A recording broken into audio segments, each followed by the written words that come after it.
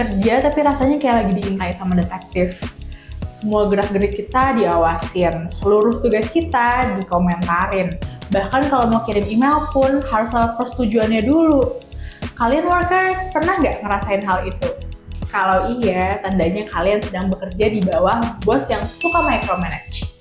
Yap, itu adalah tipe pemimpin yang super perfeksionis, tapi sering juga bikin karyawannya stres. Nah, hari ini kita bakal bahas tuntas tentang apa sih itu micromanage, kenapa atasan bisa kayak gitu, apa dampaknya ke tim, dan gimana sih caranya kita menghadapi bos yang micromanage tanpa drama atau resign duluan.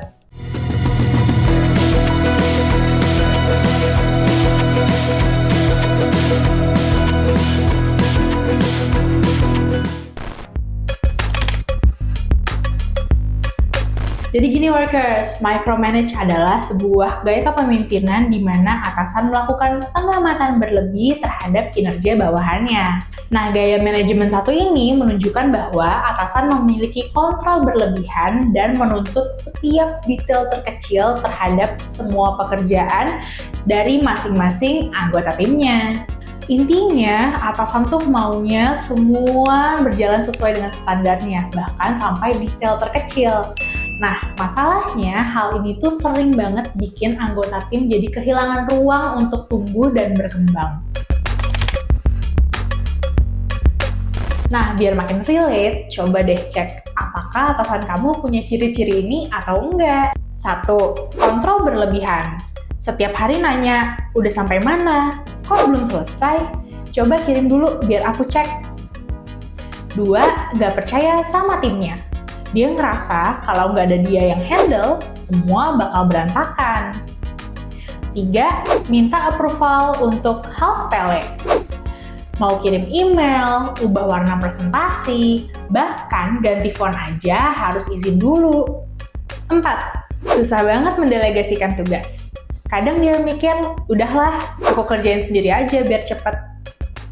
Dan terakhir, terlalu fokus sama proses, bukan hasil. Dia lebih peduli kamu ngerjainnya gimana, bukan hasilnya kayak apa. Kalau semua poin itu relate, ya fix sih kalau kamu ada di bawah atasan micromanager.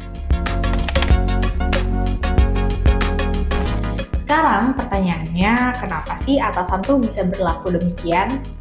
Ternyata banyak micromanager itu bukan jahat ya workers, tapi takut gagal. Ada yang ngerasa timnya belum bisa dipercaya.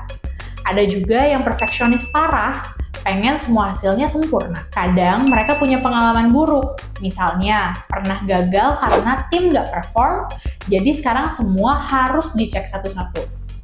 Atau bisa jadi mereka juga lagi ditekan atasan yang lebih tinggi. Jadi bukan semata karena mereka nggak suka kamu, kadang itu bentuk defensive leadership. Micromanage itu kayak racun yang menyakiti pelan-pelan di dunia kerja. Gaya kepemimpinan micromanagement bisa banget buat kasih dampak ke karyawan, anggota tim, maupun perusahaan secara keseluruhan. Dampak yang bisa terjadi itu antara lain karyawan stres dan burnout. Bayangin, tiap hari diawasi, dikritik, dan disalahin karena hal-hal kecil. Lama-lama kerja jadi nggak tenang. Hubungan kerja jadi nggak harmonis. Karyawan ngerasa nggak dipercaya, atasan ngerasa timnya nggak kompeten. Kecurigaan jadi ada di mana-mana. Citra buruk buat pemimpin. Gaya micromanagement sering dianggap tanda kalau seseorang belum siap jadi leader, karena bukan memimpin, malah ngatur semua hal-hal kecil. Sekarang bagian yang paling penting nih. Gimana sih cara buat ngadepin bos yang micromanaging tanpa bikin suasana makin panas? Pertama, pahami dulu alasan dibalik sikapnya. Mungkin dia takut gagal atau lagi di bawah tekanan.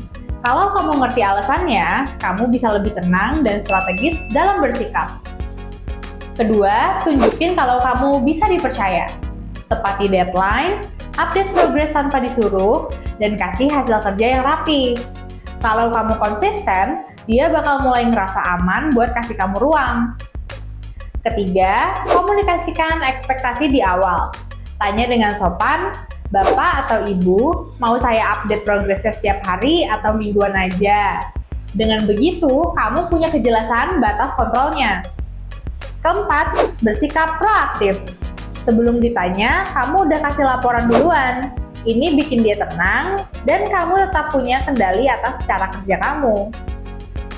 Kelima, tetap tenang dan profesional. Jangan reaktif. Kalau kamu melawan secara emosional, bisa makin runyam. Coba pakai pendekatan halus, kayak, saya paham Bapak Ibu ingin hasil yang terbaik. Tapi kalau boleh, saya ingin coba cara ini karena lebih efisien. Gimana kalau menurut Bapak atau Ibu? Dan terakhir, fokus pada hasil, bukan kontrol. Kalau kamu bisa buktiin performa kamu bagus, lama-lama mereka bakal berhenti ngaturin detail-detail kecil. Nah, ada satu lagi nih solusi yang bisa digunakan untuk mengurangi micromanagement, yaitu metode OKR, Objectives and Key Results. OKR itu simple banget. Objektif yang berarti apa yang mau dicapai, sedangkan Key Results berarti gimana cara ngukurnya. Dengan OKR, semua anggota tim tahu arahnya jelas, targetnya terukur, dan progresnya transparan. Jadi nggak perlu lagi kontrol tiap hari, karena hasilnya bisa dilihat dari data. Selain itu, OKR bikin evaluasi jadi lebih objektif.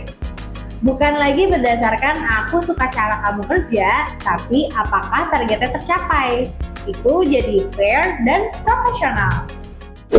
Jadi intinya, micromanagement itu nggak cuma bikin stres, tapi ngerusak kepercayaan antar anggota tim.